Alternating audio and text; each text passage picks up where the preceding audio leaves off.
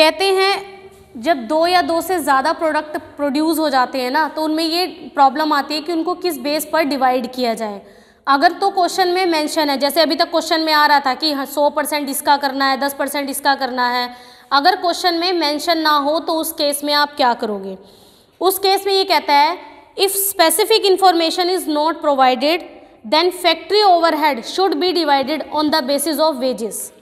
कि factory overhead अगर दिए होंगे और ये नहीं बताया होगा किस पर डिवाइडेड है, तो वो किसके बेस पर डिवाइड करने हैं? वेजेस के बेस पर, ठीक है। और ऑफिस एंड सेलिंग ओवरहेड किस पर डिवाइड हो? फैक्ट्री कॉस्ट के ऊपर, ठीक है। ये चीज़ आपने ध्यान में रखनी है कि अगर फैक्ट्री ओवरहेड दे रखा है और ये नहीं बताया किस पर डिवाइडेड है, तब आपने उसे वेजेस के जो भी अमाउंट होगी उसके बिहाफ पर उसको कर देना है, और ऑफिस और सेलिंग के खर्चों को फैक्ट्री कॉस्ट के ऊपर बांट देना है। अब 13 इलस्ट्रेशन देखिए। 13 इलस्ट्रेशन में वो कहता है आपके पास 2 कमोडिटी हैं, एक एक्स है और एक वाई है, दोनों ही 100 यूनिट प्रोड्यूस करते हैं। डायरेक्ट मटेरियल 28,000 है, पर यूनिट 28,000 को 100 से डिवाइड करके 280 रुपये आ जाती है। मटेरियल ले लिया, वेजेस ले लिया, एक्सपेंस ले लिया, तीनों को मिलाकर आपकी प्राइम कॉस्ट आ गई 47,000 की। अब नीचे क्या लिखता है? कहता है कुछ ओवरहेड दे रखे हैं, अपने हिसाब से देख लेना किस हिसाब से वो डिवाइड होंगे। पहला फैक्ट्री के ओवरहेड 13,000 दे रखे हैं। अब ये नहीं बताया इस फैक्ट्री ओवरहेड 13,000 को किस में बांटना है। अब जब नहीं कहा तो हमें पता है वो वेजेस के उस पर बांटता है।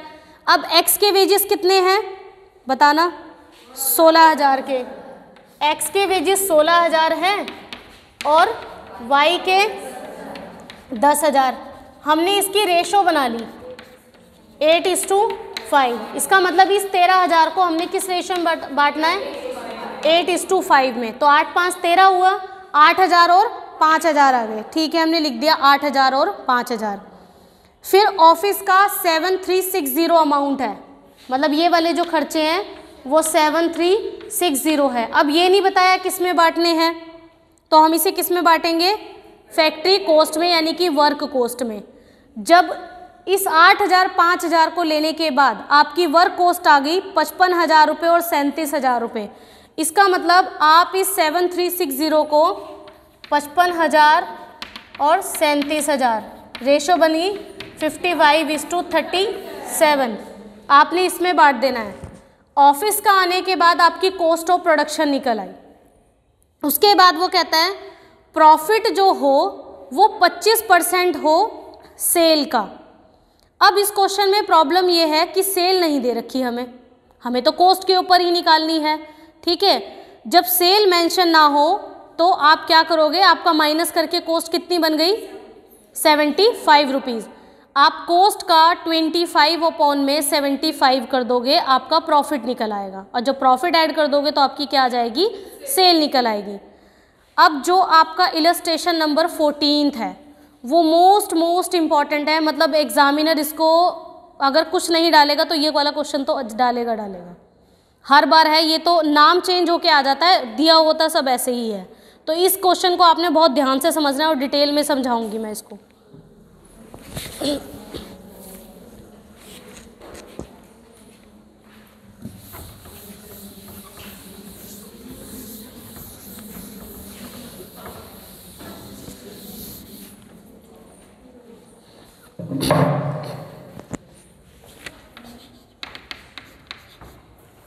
है, अब समझने के बाद तो आपको इजी सा लगेगा, पहले थोड़ा मुश्किल लगेगा देखने में। A company manufacturers 2 types of pen. एक कंपनी है वो 2 तरह के पेन बनाती है, उन पेन का नाम है हीरो और राजा।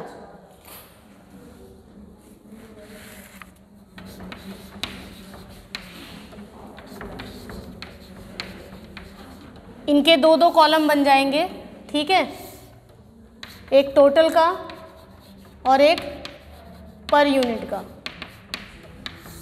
और एक टोटल का और पर यूनिट का।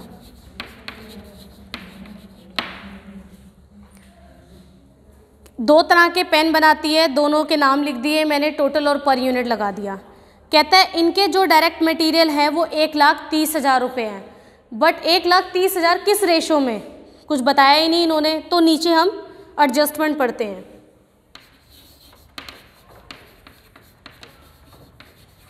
पहले मैं यहाँ लिख लेती हूँ, आपके डायरेक्ट मटेरियल 1,30,000 रुपये हैं, किस रेशो में ये बटेंगे वो देख लेते हैं। क्या कहता है वो, number 1, the direct material in Raja pen was 40% of that in Hero pen. ये हीरो पेन है और ये राजा पेन है। कहता है जो ये हीरो पेन है, राजा पेन है, वो 40% है हीरो पेन का। मतलब मुझे तो यही नहीं पता मेरे हीरो पेन कितने हैं। तो मान लो अगर हीरो पेन 1 रुपये है तो राजा इसका कितना परसेंट है, 40%, तो 0.4 आ गया। ठीक है, अब इतना करने के बाद सबसे नीचे देखो कि इसकी प्रोडक्शन यानी कि कितने यूनिट मैन्युफैक्चर्ड है। हीरो पेन के कितने हैं, 20,000, और राजा पेन के कितने हैं, 15,000। अब ये जो 1:0.40 बना है, इसके साथ मुझे कंपैरिजन करना है। इसको मैं इंटू कर दूंगी 20,000 से और इसको इंटू कर दूंगी 15,000 से। ठीक है, 20,000 को इससे किया 20,000 ही आया आपका, 15 चौके 60, 6,000 रुपये। 6,000 आता है, कितना आता है, 6,000 आता है। 10:3, यानी कि अब मुझे ये समझ आ गया मेरा जो 1,30,000 रुपये का डायरेक्ट मटेरियल है वो किस रेशो में चले जाना चाहिए, 10:3 में। अब 10 3 13 टोटल हुआ, 13 से 13 कट गया, मतलब 1,00,000 इसका और 30,000 उसका आ जाता है। तो 1,00,000 मैंने यहाँ लिख दिया और 30,000 यहाँ लिख दिया। अगर 1,00,000 को 20,000 से डिवाइड कर दूंगी, यहाँ पर पेन मेरे निकल आएंगे। आगे चलते हैं, डायरेक्ट लेबर। डायरेक्ट लेबर कितने की है, 1,10,000 की। बात यह है ये किस रेशो में डिवाइड हो, पढ़ते हैं। Direct labour cost in Hero pen was twice as much as that in Raja pen, कि राजा पेन का डबल हो जाए हीरो पेन। अगर राजा पेन 1 है तो ये डबल कितना हुआ, 2। अब इंटू कर देते हैं, 20,000 और 15,000, तो 40,000 और 15,000 कितना आया, 8:3। तो इसको 8:3 में हम डिवाइड कर देंगे। ठीक है, यहाँ पर अमाउंट आ जाएगी 8:3 में करने के बाद। अभी तक आपकी प्राइम कॉस्ट आई 1,80,000 रुपये और 60,000 रुपये। यहाँ तक समझ आया आपको। आगे देखो, प्रोडक्टिव ओवरहेड है आपके 75,000 के। फिर से ये नहीं बताया उस 75,000 का करना क्या है। नीचे लाइन पढ़ते हैं, productive overhead per pen was in the ratio of 5:3। बता दिया इन्होंने कि उस 75,000 को किस रेशो में बांट दो, 5:3 में।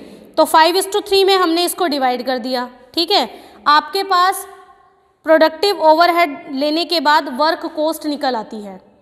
उसके बाद क्या कहता है, कहता है administration overhead for each type of pen was 100% of direct labour cost. कह रहा है जो एडमिनिस्ट्रेशन ओवरहेड हो वो 100% हो डायरेक्ट वेजेस का। तो वेजेस कितने कितने के थे, 80,000 और 30,000 के, वो हमने एज इट इज़ लिख दिए। यहाँ तक हमारे पास क्या निकल आई, कॉस्ट ऑफ प्रोडक्शन। अब मुझे यहाँ से ब्रेक करना पड़ेगा क्योंकि इस क्वेश्चन में हमें सेल पर यूनिट भी बता रखी है, 18,000 और 14,000। ये तो एक्चुअल सेल आ जाएगी। अगर मैं इसे स्टेटमेंट ऑफ प्रॉफिट की तरह बनाऊं तो मेरा क्वेश्चन कैसे बनेगा, मतलब कॉस्ट तो यहाँ पर लिख लिया आपने। ठीक है, कॉस्ट ऑफ प्रोडक्शन डालने के बाद आपको क्या करना पड़ेगा, less closing stock. Closing stock कैसे, आपके पास ये कितने थे और ये कितने थे, इसमें से कितने सेल हो रहे हैं, 18,000 तो ये सेल हो रहे हैं और ये तो कितना बच गया, 2,000 और मतलब इनको ये हमें माइनस करने हैं। लेकिन ये ऐसे नहीं, इनटू किस अमाउंट से, अभी तक जो मेरी पर यूनिट आई हुई है। मेरी कितनी पर यूनिट है,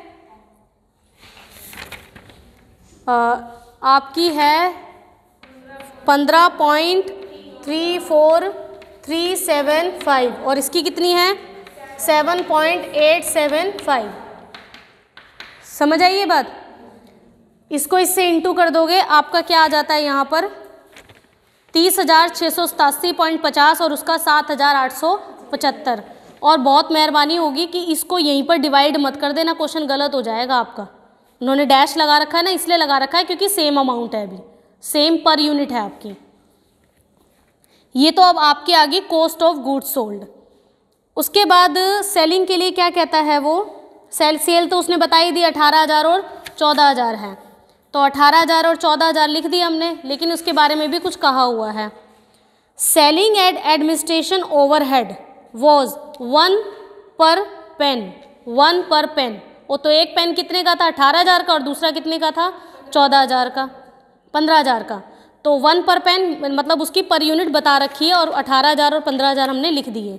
अब आपकी कॉस्ट ऑफ सेल निकल आई, लेकिन ये एक्चुअल सेल जो 3,96,000 है ये कैसे आए। आपके पास कितनी सेल यूनिट थी 18,000 और कितना रेट था उसका 22 रुपये। 18,000 को 22 से इंटू किया, सेल प्राइस कितना आ गया 3,96,000 और दूसरा 14,000 को 14 से इंटू किया, कितना आ गया 1,96,000।